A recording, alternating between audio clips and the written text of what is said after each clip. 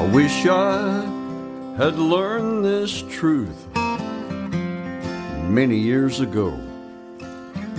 Be thankful for the days, good and All right, bad. welcome to another episode of Warrior versus Zombie. And as always, I have an amazing warrior guest introduced to you, James O'Malley, and I'll do that in a second. But first, let me tell you why you're here. Success is a journey, it's not a destination. As warriors, we all have a history of ups and downs, wins and losses. They're all part of making us who we are up to this point, and they provide a foundation for our path forward. In each episode, I interview warriors who are aspiring leaders from all walks of life, entrepreneurs, artists, health practitioners, business owners, literally any inspired leader that has a story to tell. These warriors have a cause. They have unique value and a vision that goes generations into the future. And today's guest is absolutely no exception, James P. O'Malley. And I'm not going to keep doing the P all the time, so just so you know. But James P. O'Malley, Patrick, I think is the middle name, is an awesome warrior. He's a father, life and communication coach, filmmaker, BeeKonnected Expert and Elite 100 coach. And his 35-year warrior journey has taken him all over the world, throughout the United States, Brazil, and Holland. He has supported, supervised, produced, and directed more than 1,000 projects for a wide range of businesses, agencies, creators, entertainers, medical professionals, and legal professionals, while raising 4 magnificent, now adult children.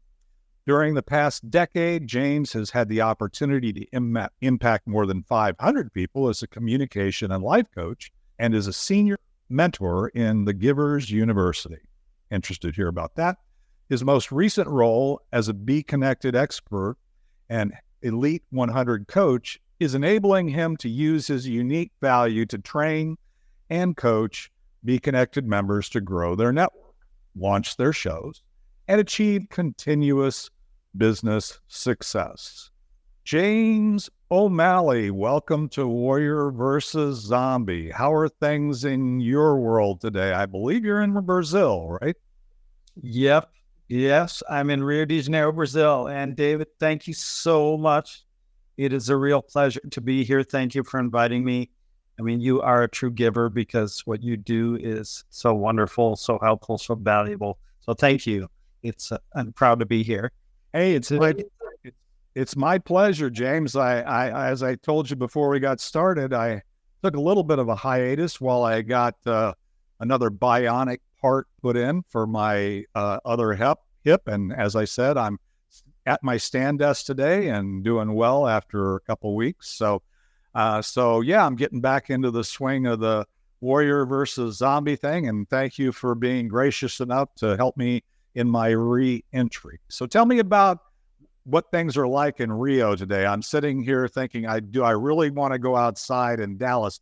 Beautiful and sunny, but it's like walking into a blow dryer here.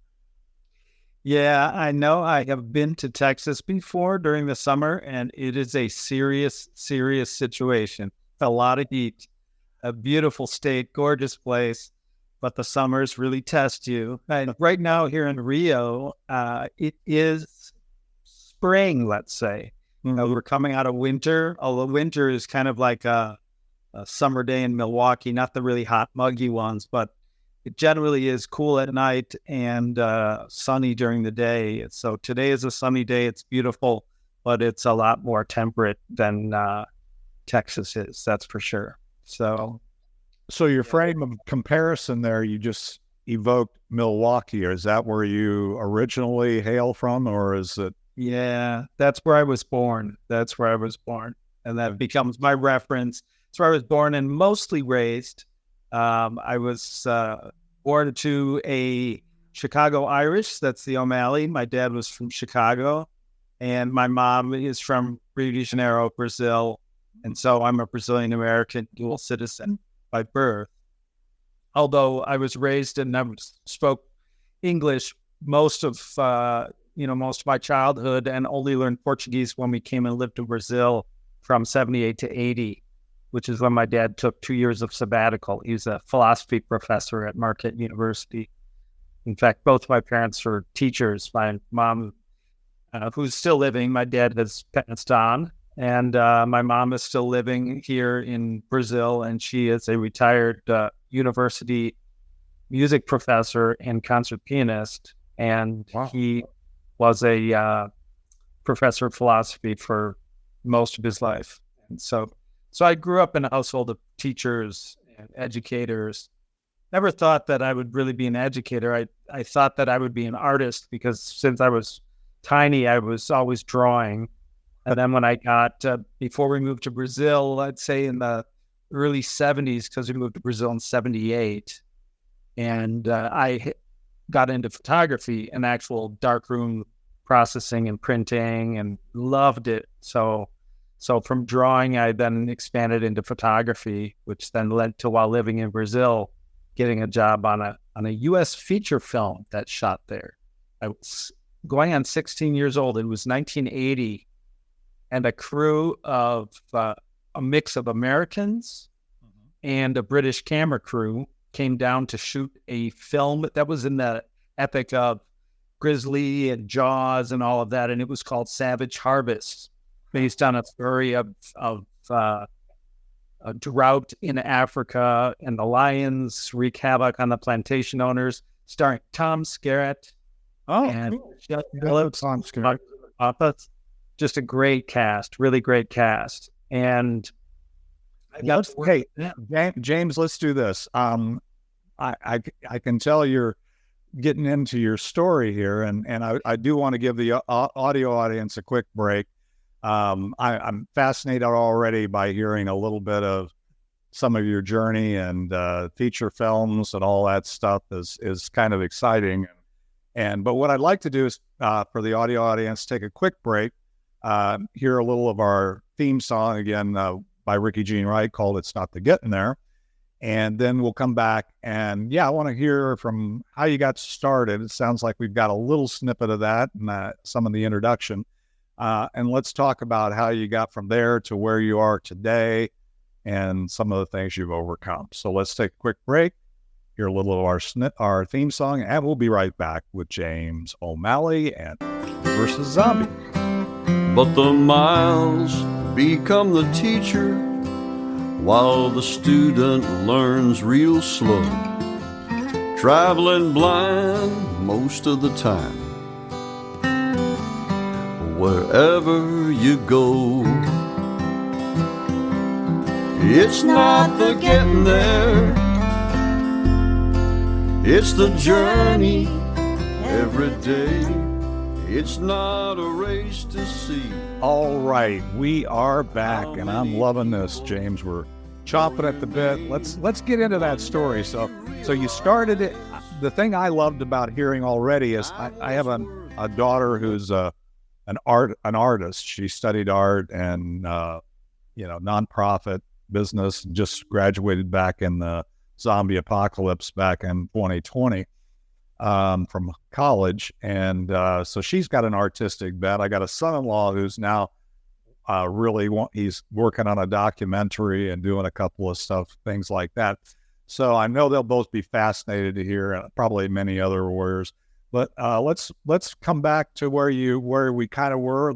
So you started off born in Milwaukee. Your parents, or your mom is still there. She's retired. Your dad's passed, and you kind of got into the whole filmmaking thing down in Rio. So let's pick up there. Tell me a little bit about how that all went down.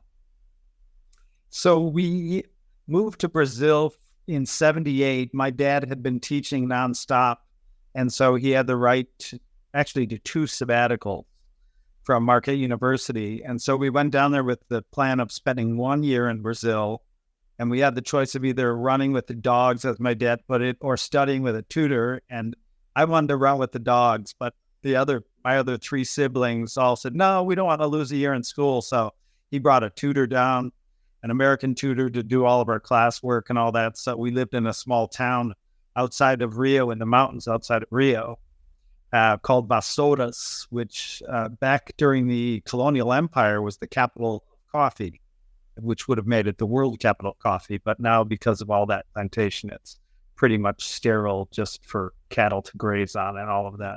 but it's a great town where most of my mom's family had vacation homes, weekend homes, and all that. So we spent a year there, and this plays into the movie. And then after that year, we then moved to Rio to spend a year in Rio. And at that point, my Portuguese was getting pretty fluent. And that was wonderful because I knew very little Portuguese when before we came to Brazil. And my mom didn't teach us Portuguese, unfortunately, but I learned it while we were there. And then I would keep going back to that town. And then one of the times I returned to the town, there was a kid. He was a very poor kid, but wonderful. One of my best friends. He worked hard and knew everybody. And he comes up and he's like, Jamie, there's a film crew here. They're making a movie. They all speak English. I made friends with them. Do you want to meet them? I was like, yeah, Obson. Yeah, I'd love to meet them. So he introduces me to one of the young actors, Sean Stevens, who actually at the time was a Tiger Beat teen idol. I mean, this is dating. It's a little bit. But we became fast friends, and he invited me to a party they were having there at one of the houses. And we just had a blast together, and Tom Skerritt was there, and Michelle Phillips, and some other actors that had went on to do some other things on TV. And he, at the end of the party, said, I can get you a job on this. You want a job? Absolutely. So he got me a job working directly with the shooting crew and the actors. I was the actors and the shooting crew's translator, 15 years old. Didn't know what it meant to be a translator, but I was able to get their English into Portuguese and get the crew's Portuguese into English for them. And for me, my eyes just lit up because that was like a mix of art and a mix of photography and a mix, like it was a dream come true. I knew that that's what I wanted to do at that point. And what was really out of control is that the animals on the show was Clarence the Cross-Eyed Lion. Do you remember Doctaria? Oh, I remember Doctaria. Yeah. The Cross-Eyed Lion was on this film. It was outrageous, just amazing. And it was the same family that trained Clyde, the orangutan, that was in the Any Which Way You Can. Any Which Way You Can, yeah. And Eastwood films. So it was the same family based in California that came down to do. They actually were going to do it in Africa, but when it came time to bring the lions in, the African government had a law that you can't reintroduce domesticated lions. I mean, they're still wild animals, but they were trained. Still dangerous creatures because, they're just so huge. So they were like, well, what looks like Africa? And actually Brazil, it does make sense. Pangaea separated and all that. Africa and areas of Brazil are very similar in many respects. And so it worked out perfectly. And it was meant to be because I don't believe in coincidence. I believe that everything is as it should be. Yep. So that's what got me into the movie business, the business we call show. And then came back to the States and actually tried to get involved in production, but went back to high school, finished high school in Milwaukee. And then I didn't really see much entrance. I studied at Marquette because my dad taught there, so I could get in. I studied at Marquette. And they didn't have a strong film department, so I went to UW Milwaukee, and they had more of an independent film department that actually talked down on making up money, making film. And so that kind of drove me out of that department at that point. But I had been teaching sailing at that point. When I came back to the States, I started sailing at the Community Sailing Center, and I was a sailing instructor there and loved teaching. It actually became something apart from feeling that I would be an artist. That's when I actually started teaching people, and I discovered that I had an ability, more discovered it because some of the students, I did kids and adults. Some of the adults came and said, no one has ever been able to explain to me how to do this in a way that stuck. And you were able to give it to me in a way that I could understand. And so I started to realize that I felt like there's a gift to being able to give each person a perspective that enables them to succeed. And that to me was really amazing. That empowered me. That made me feel so good inside. And it really boosted my desire to teach and share and do whatever it is possible in any way of my life, whatever which way I can. And so, and while I was teaching there, a Welshman who had a production company in Milwaukee came down to film for Wisconsin Tourism, and he had the big 35 millimeter motion picture camera, because at that time it was still mostly motion picture for TV spots and all that. He was there with his partner, and I took them out to the break wall so they could film. I was there with one of my loudmouth buddies who always hung around at the selling center because he had nothing better to do. And so when I went back to get them off the break wall, the tide had come up a little bit. It was a little rocky. The boat was rocking, and I'm here at the break wall, and he's standing there with the Arri 35-3 camera, not sure how to get back into the boat. And I said, "Here, give it to me." And he hesitated because it's like $100,000 package that he had there. And my buddy's like, he's worked on movies. Set the camera on the camera. He can handle it. So he handed me the camera. I cradled it, and he got in the boat. When we got to shore, he's like, "Hey, you want to come see my production company?" So I went and I visited the thing. He showed me his flatbed editing table, because at the time everything was on work print, and he had a 6-plate chem editing table. And so he shows me how to load up the film, how to align the sync and all that stuff. He said, you got it? You understand? Want a job? I said, sure. And he said, "Here, all of these boxes here on the wall, I want you to code all of them so I know what's in the boxes, how many rolls, how many feet, do I have sync for it, and all that." And so I spent about a week just resyncing and coding all of his film. And after that, he's like, "Well, you can be full time with me." So I spent 2.5 years, and he took me. I helped him in all production. I helped him. He would take me down to the color corrections, the telecine sessions, which no one, like at my level as an assistant, no one was brought to those sessions.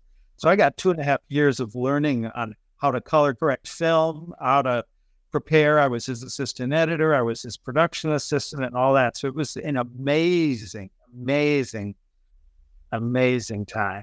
And he was my friend. So it was cool. And we'd sail together and we'd hang out together and all that. And so that's what solidified it for me. And I started getting into production at that point, more in lighting.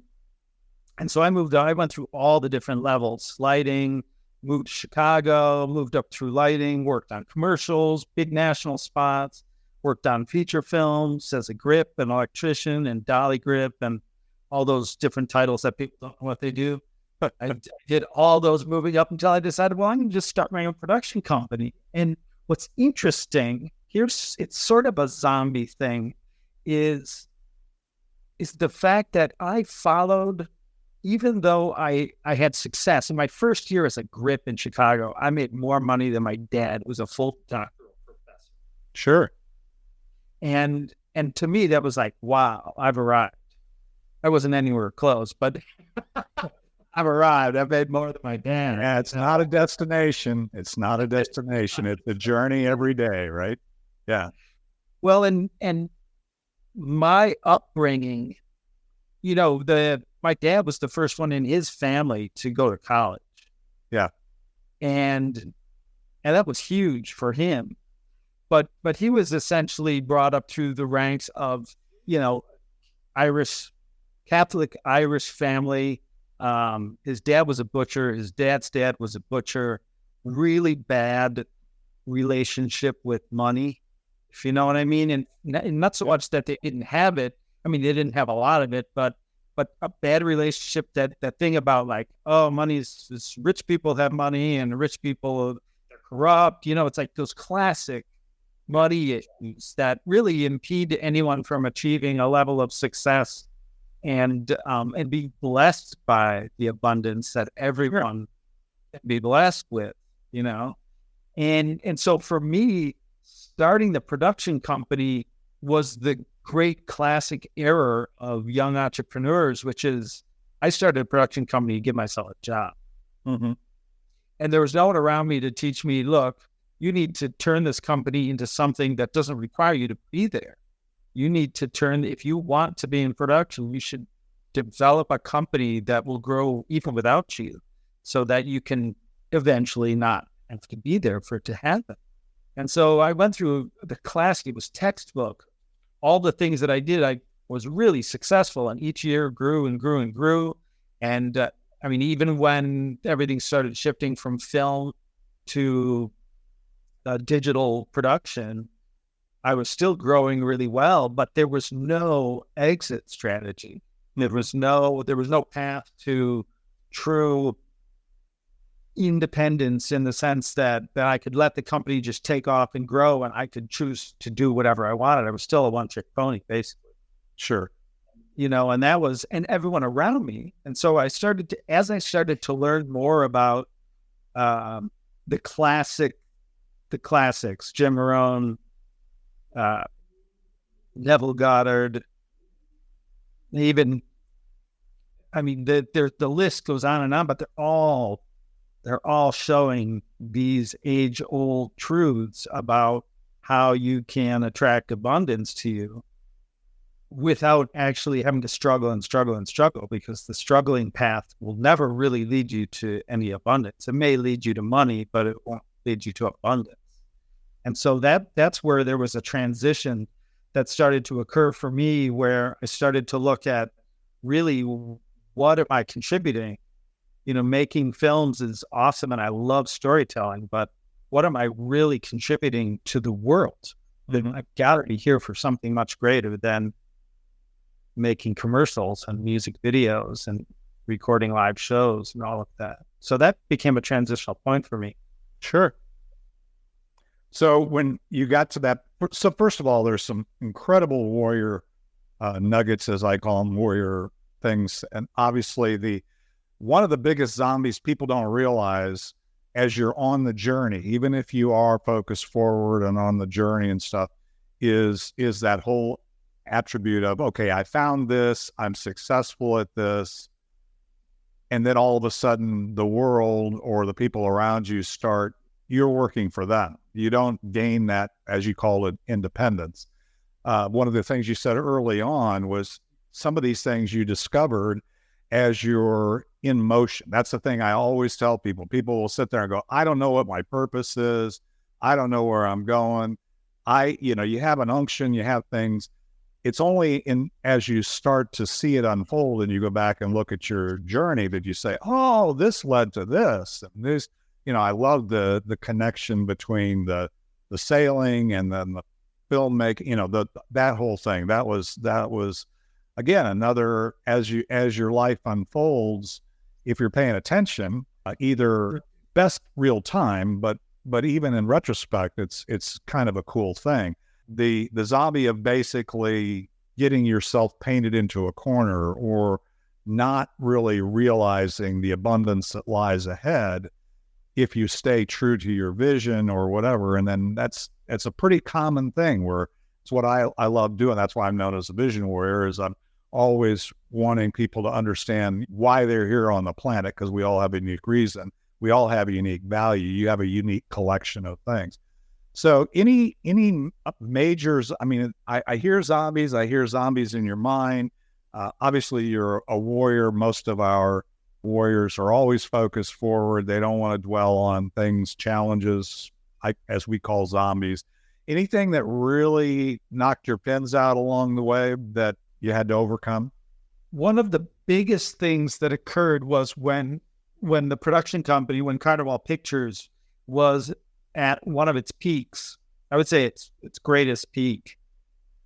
I had a producer that was working with me, but he was a freelancer. Like I always maintained the company as me being the sole employee, and all the rest were contractors, so I could scale.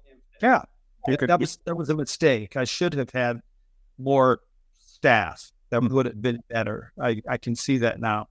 And I could have put systems in place. I tried putting systems in place, but I wasn't very good at it. And there was no one around me to show me how. I wasn't smart enough, didn't have enough knowledge to go find the people that could help me actually develop the business into a very systematized and highly productive machine without my presence.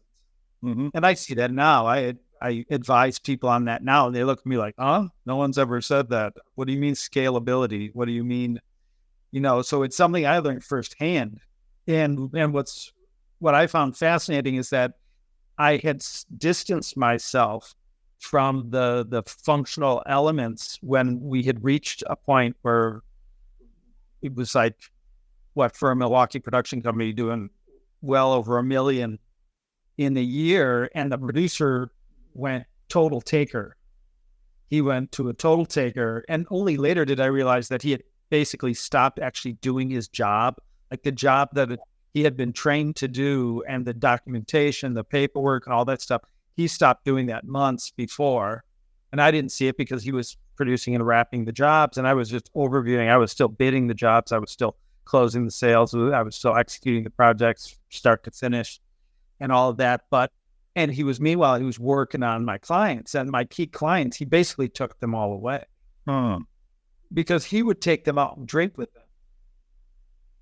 He would take them all drinking and buy them drinks, and he was working on them for months. In fact, I had an art director who was a good friend of mine as well, but he was also a friend of his, and he was working on the art director. We were sort of a triangle team.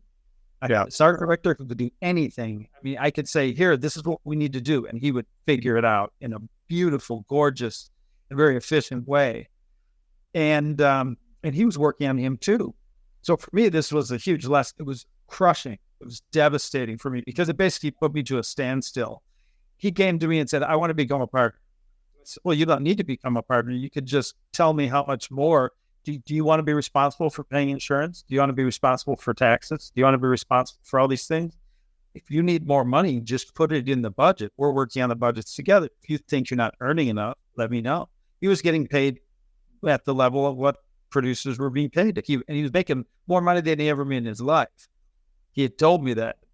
And it looked like he'd just continue to make more because we were going like that.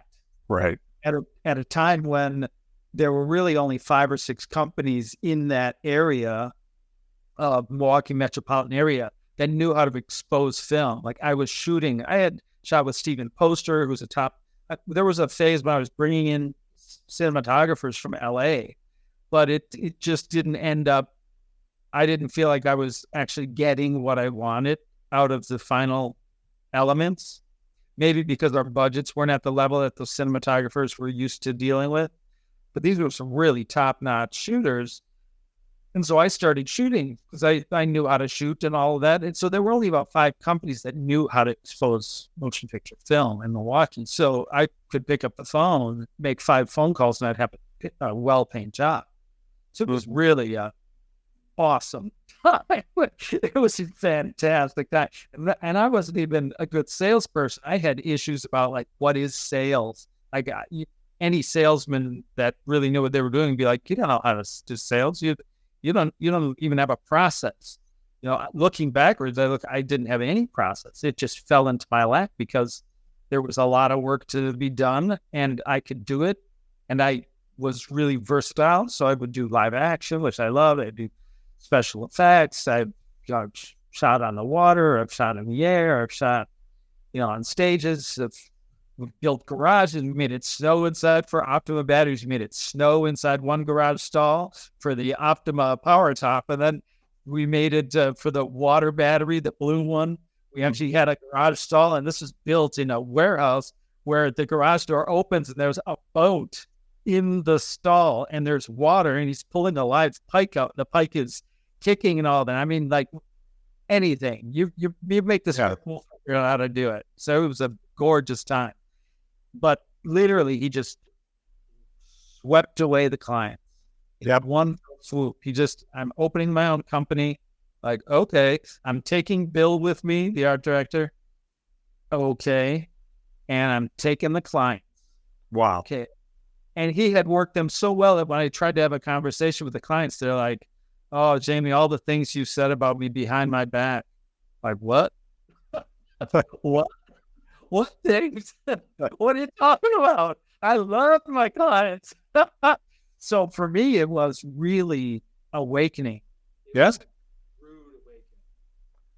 Well, Maybe think about like what I actually had built, if I had built anything at all, really. it's fascinating because, again, as warriors on the journey, sometimes we lose sight of the fact that the people who are bringing on the journey with us need to stay in sync with us. So that's always the case, in companies that are starting up and you're going. And unfortunately, being a giver like yourself, I know myself, you always got to kind of make sure you don't want to run your life that way, be looking over your shoulder, looking everybody's suspect, but it's kind of a hard thing. Let's do this. I want to get into the third segment here and kind of talk about what you're doing today, why you're doing it, and then we'll move forward. But anyway, this has been fascinating. I love the story, a lot of lessons there, and we'll keep moving. So let's hear another snippet for the audio audience of our theme song, It's Not the Getting There. And we'll be right back with James O'Malley and Warrior versus Zombie. It's not a race to see how many people know your name. One day you realize time was worth more than the gold. It's not the getting there. When you get there, you'll know. Funny how wisdom All right, and James. youth I'm enjoying the ride, and I'm sure those listening are as well. But as I said before we took the break, let's talk about why you're doing what you're doing today. And obviously, I see a lot of value that you've developed and skills that you've achieved in your journey here. I can see a lot of application as a BeeKonnected expert and some of the things that you got going there. But tell me about what you're doing today. Well, today is an amalgam of everything that, well, I guess life is that way, right? It's the journey. And all of these elements from this journey have come together in a really beautiful way, in a divine way that I could never have planned myself.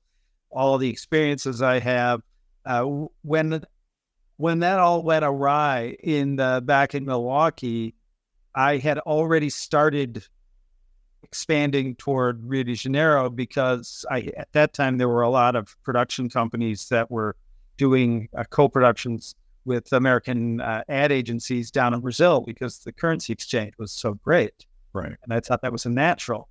And so I set up a production company down there, and actually some of my clients brought projects down there to produce in Brazil. And so I put together a team of animators and graphic designers that I still work with today. And a lot of music videos we've done down here and other projects, corporate projects and the like.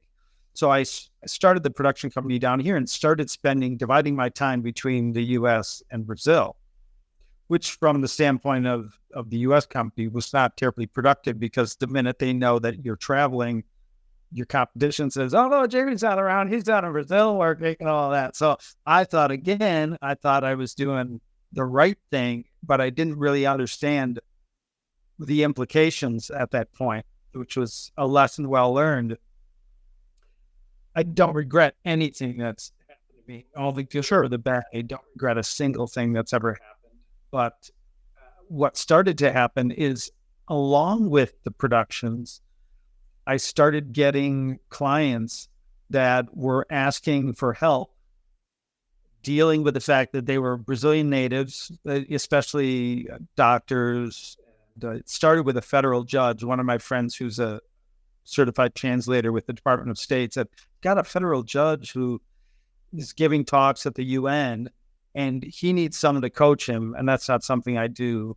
That's what she said. That's not something I do. Would you be interested in talking to him? So I started with him. At that point, the idea of coaching was no more than the idea of teaching people that work with me in film how to be better in film, how to start their own companies, because I never wanted the people I worked with to just remain workers. I always tried to raise everybody up that I worked with and show them a path to becoming autonomous, because I think we've got to, right? We don't need people under us. We need people next to us and even above us. So, So I was always teaching that way. And so when I met him and we started working together on his PowerPoints and choosing words that he would be able to have success with, because some words are more difficult for someone that isn't a native English speaker to speak. Sure. So that idea of teaching and training started to gel, and I felt so good helping people achieve success in that. that I started to focus more on coaching. And that was along came the pandemic, became a huge thing to have because all production basically stopped during the pandemic. Film production pretty much dried up, around the entire world. Like Netflix, some of these other companies were financing the local producers, giving them money to not go under while the pandemic was happening. They were giving them grants to keep them alive, which shout out to Netflix, who gets a bad rap for underpaying people in the good times, really helped people survive in the bad times. So that's beautiful. But meanwhile, I was starting to do more and more and more of this and getting much better and knowing better because they're telling me that they're having more and more success. And actually that whole thing about if you provide more value, they will be embarrassed to not pay you more. And so my clients started actually paying me more, even though people around me are saying, raise your rates. You should double, triple, quadruple your rates. Like, I'm not ready to yet. It just maybe a little bit of imposter syndrome. The idea, wow, I know there are people that are charging, $500 an hour to do this type of work. And, but my clients started to actually pay me more. Even though we had agreed on a rate, at the end of it, they're like, wow, this is the best presentation I've ever done. And just like showering me with more and starting to share my name with other people. And that was great validation for me. Sure. And so I started doing that along with the fact that I was during the pandemic, I was doing a variety of certifications, everything from a one-on-one photo and a dynamic speaker and financials and a whole bunch of things that I think everyone should learn in grade school. I was doing those at breakneck pace, just devouring it and seeing a transformation occurring. And so then a lifelong friend of mine, Mike Raber, who's also a BeeKonnected Elite 100 expert, who also in Givers University, he's a Givers University mentor. And we've been buddies since grade school. And we actually did our first business venture together when I was just an artist. I drew Christmas cards and had them printed, hand colored them, and we went off door to door selling Christmas cards out. So we've been entrepreneurial minded since childhood. He says, this was at the end of last year, he said, I've got two things I want to share with you. One is BeeKonnected, which I've joined, and it's really amazing, this amazing platform that we need to spread around for people to find out about. And it truly is. And so I came in and I got into the VIP bonus pool, and I haven't started the show yet. Now as an Elite 100, coach, I'll be doing the orientation shows, and we're really excited to see what's coming now is with what will be an influx of new members. And we're here to raise them all up, get them active, and empower them to use this powerful platform to really transform their business and also build their networks. So that's the huge thing right now that's going on.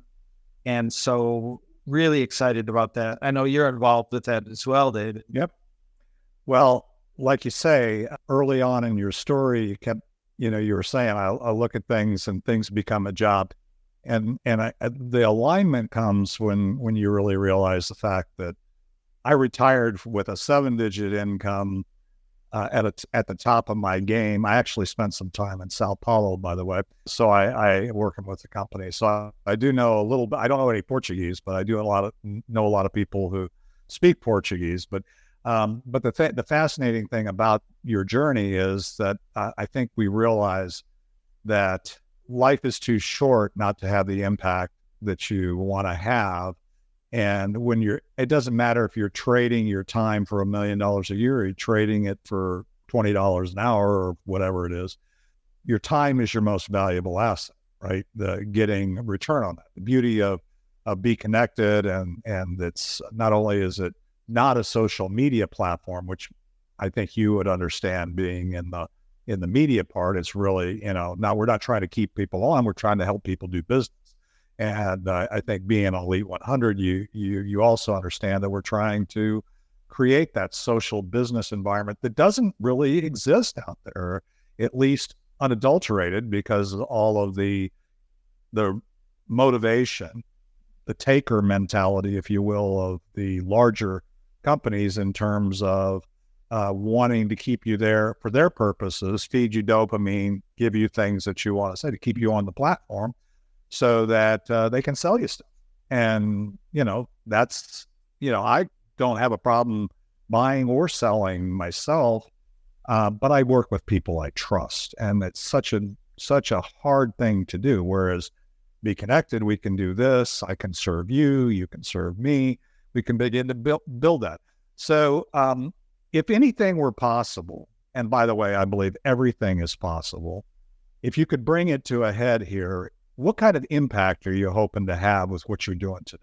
I believe one of the greatest things lacking today, one of the greatest obstacles that I hope to be able to help break down or get past, is the fact that there is so much distrust and cynicism.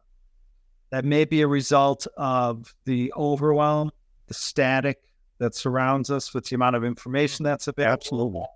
Absolutely. The distrust of what's this information, the incredible fear-mongering that is built into this information, which is indeed holding people back from being able to explode with everything that they have, because everybody has amazing things to share. Even the people that I interact with that don't think they have anything worth saying. And so they say things that mean nothing. They share the meaningless instead of looking inside to share that unique thing that they have brought here, because everyone has something really profound to offer. So if I can help people in one way or another look inward so that they can be comfortable with that which they have. And all the external forces are trying to make you look outward and think that everything's out there, that none of this that's in here is worthwhile, and that you will never achieve that which is out there, that big, the glitzy social media success story, much of which is just an absolute facade. Absolutely. It's if people can look inside and help them to be able to see the uniqueness of what they have to offer and not be bothered by all of the noise that's saying that, oh no, you just need to pay attention to this. You need to like this. You need to follow this and be a good employee and just show up on time and do your thing. And then someday you'll retire. And I would like to be part of breaking that down and enabling people, empowering people to be able to figure out how to raise up what they have to offer, uniqueness, and put it out there. Because there are certainly many, many, many people out there that are waiting, are needing what each person has to offer. And I see BeeKonnected as an opportunity for that. Yep. But it's only givers like David. You are the consummate giver. You are a massive success story, retired early, wouldn't need to be doing this. You don't need to be here. You're here because you give. And that's what we need, is more people that choose to be there to give so that everyone can be everything they're meant to be. And it's a tall task. It's a tall task. If I can do a little bit of it, if I can affect some lives, I will have succeeded much more than decades of film production. Well, I love it, James, and thank you for the kind words. My life purpose today is to change the world one dream at a time, and it's not a mass message, but although I want to get people's story out, nobody should die with their story still in them, and I love the fact that you see that, you want to see that happen, and I love the focus on really getting people's woken up and building that trust in a way that people can truly begin to impact those around them. Well, let's do this. I hate to say it, but we need to get into what I call the land the plane segment, maybe as a factor of my 4 million miles on airlines. But we're going to get a land the plane, and we'll come back, and I want to hear of all the stuff we've talked about. And by the way, we've covered a lot of ground.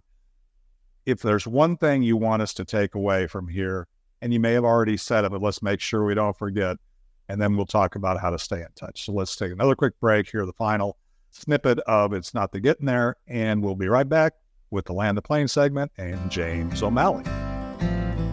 Funny how wisdom and youth are always two different games.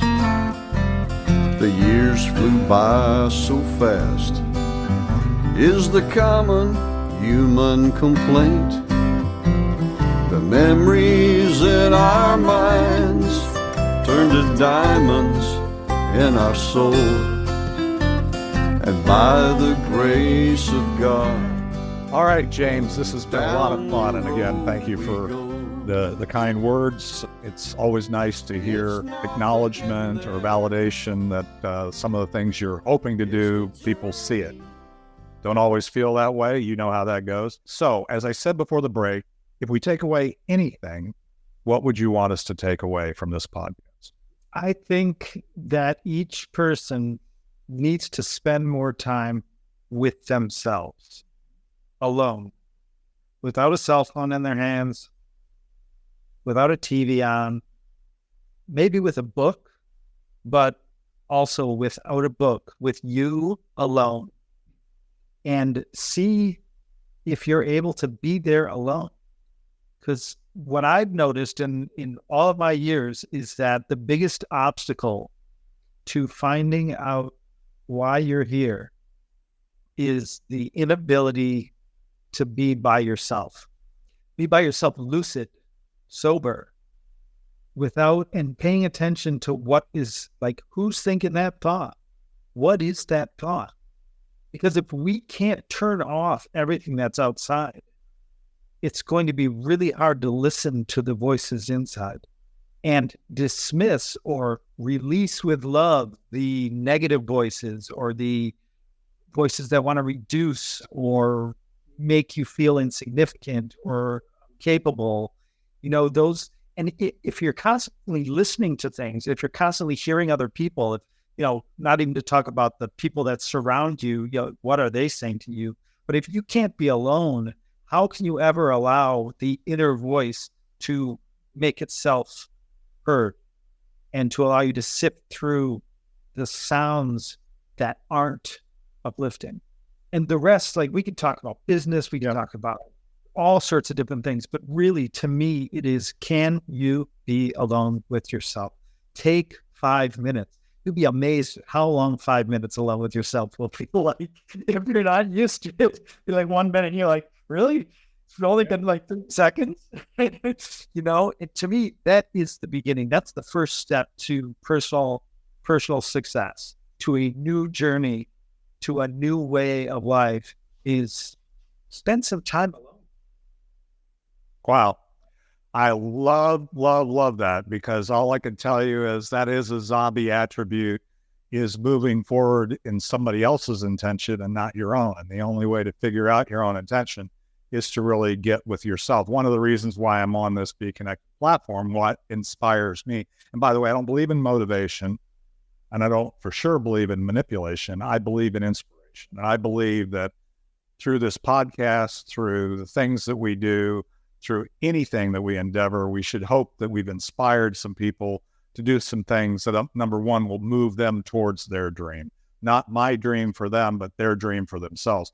And so that's the only way you can discover that, as you point out very clearly. And I would agree with you. That's one of the most important takeaways in anything you've said here, is that be prepared to get within yourself, because all of those forces, all of the media, social media, the world around us, politics, all those things, they're all designed to overwhelm you to where you can't be with yourself. And so that's such a brilliant warrior lesson, warrior point.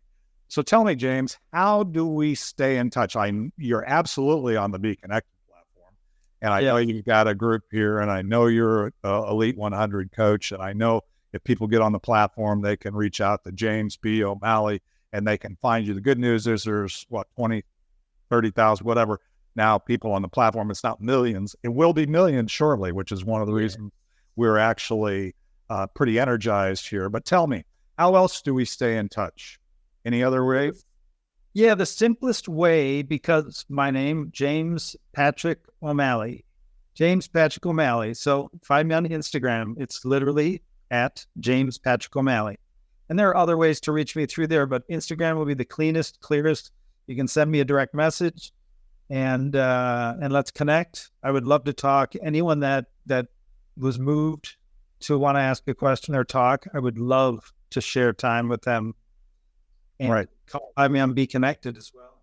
Yeah, that's absolutely the easiest way. That's what there's so much noise. I mean, I've got hundreds of thousands of connections across all of the platforms. So it's not like I'm finding a way to finally reach people. No, it's there's so much noise there. There's so much, it's so much confusion. You can't get clear, and you can't get a clear access. Whereas on this platform, we can. So if you don't understand that, if you're listening to this podcast, feel free to join for free, and you can find this replay on the platform of the audio, the live replay. You'll hear it on all the audio platforms. But James, it's been awesome. Thank you for sharing your story. Thank you for sharing your vision. And I just really appreciate you, brother. And I'm looking forward to our journey together as we keep going.